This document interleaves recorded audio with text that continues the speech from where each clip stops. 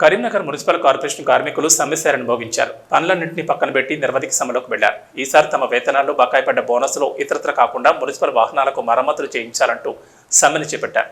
ఈ సమస్యపై గత నెల 30వ తేదీన సమ్మె నోటీస్ ఇచ్చినప్పటికీ అధికారుల వద్ద నుంచి ఎలాంటి స్పందన రాకపోవడంతో ఈ రోజు ఉదయం 5 గంటల నుంచి బీఆర్టీయూ సిఐటియు ఆధ్వర్యంలో సమ్మె పట్టుబట్టారు. సప్తగిరి కాలనీలోని మున్సిపల్ వెహికల్స్ పార్కింగ్ ఎదుట బైఠాయించి ధర్నా నిర్వహించారు. అధికారులకు వ్యతిరేకంగా నినాదాలు చేశారు. గత 2 సంవత్సరాలుగా అధికారుల నిర్లక్ష్యంతో వాహనాలకు మరమ్మతులు చేయించలేదని ఆవేదన వ్యక్తం చేశారు బీఆర్టీయూ నేత బొమ్మడి శ్రీనివాసరెడ్డి.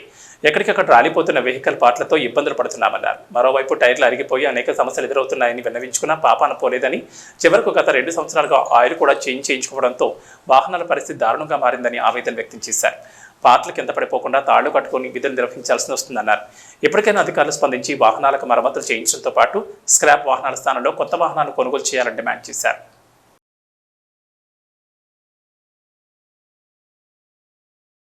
కాంట్రాక్ట్ అని చెప్పేసి మమ్మల్ని బ్లాక్మెయిల్ చేసి మాకు హాజరయ్యాం, మీరు బండి నడపకపోతే ఆబ్సెంట్ అవుతామంటే ఇక ఈ విధంగా ఈ పరిస్థితుల్లో కూడా చెక్కలు చదువుకొని కట్టెలు పెట్టుకొని నడిపే పరిస్థితికి వచ్చింది. మరి ఏం చేయమంటారు? మేము చేసుకుంటే బతికేవాళ్ళం. డ్రైవర్ చూడండి, అది చూడండి, ఇది చూడండి.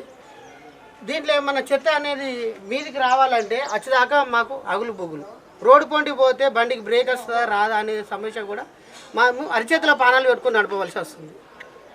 గత 10-15 సంవత్సరాల కింద వచ్చిన బండ్లను కూడా డంపింగ్ ఆడ కరెక్ట్ లేక, మరమ్మతులు చేయక, బండ్లు రిపేర్ చేయించక మేము అవస్థలు పడతాను.